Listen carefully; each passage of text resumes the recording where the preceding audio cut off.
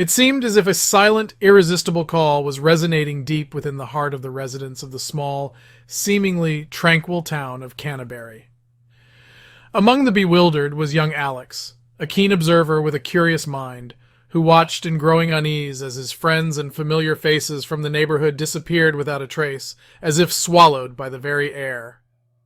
Alex's world, once filled with laughter and camaraderie of close-knit community life, gradually transformed into a haunting tableau of absence and mystery. Each person's disappearance left behind a void, a silence where once life lived. The local diner, where he shared jokes over coffee, stood empty, its chairs and tables untouched, gathering dust. As if mourning the loss of joy, swings sway gently in the wind in the park, where children's laughter once filled the air.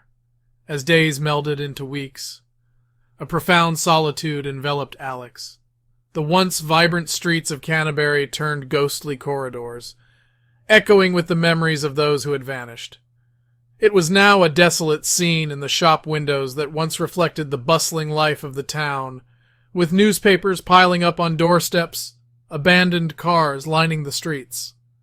His resolve was gnawed at by an inexplicable compulsion. A whisper in the back of his mind grew louder and louder, urging him to join the mysterious exodus, a force he had never heard before.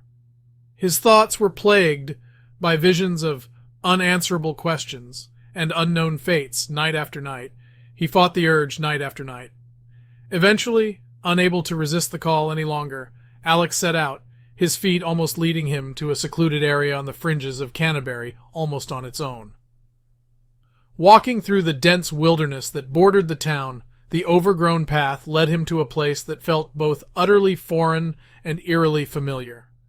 There he found a chilling scene that would haunt his final moments, a vast pit, yawning wide like the gaping maw of the earth itself, an abyss that seemed to call to him, drawing him closer. The soil around it was disturbed, as if a lot of people stood there before him, influenced by the same mysterious force. A mixture of fear and morbid fascination filled Alex's heart as he gazed into the abyss. It was a sight of pure, unadulterated horror that met him below. A massive grinding machine, monstrous in design and operation, was churning relentlessly beneath him. People he had known his entire life were mercilessly turned into grotesque, unrecognizable paste by the machine. There was a heavy, cloying scent of despair in the air, and the ground was wet and dark with the remains of once vibrant lives that had become nothing more than raw material for a macabre and unfathomable purpose. When Alex stood at the edge of the abyss, he had a chilling epiphany. It was clear that the mysterious force that beckoned the residents of Canterbury was nothing like the siren call of curiosity, or the promise of grand adventure he once naively imagined. In reality, it was a predator's lure, a deceptive, malevolent beckoning that led to a macabre demise, not enlightenment or revelation. He knew the residents of Canterbury as neighbors, friends, and confidants, but they were not gathering for any noble or higher reason. They were being systematically harvested, drawn into a sinister trap that reduced them to nothing more than raw, unrecognizable material in a ghastly and grotesque collection. He was struck by this realization with a physical blow, causing shivers down his spine.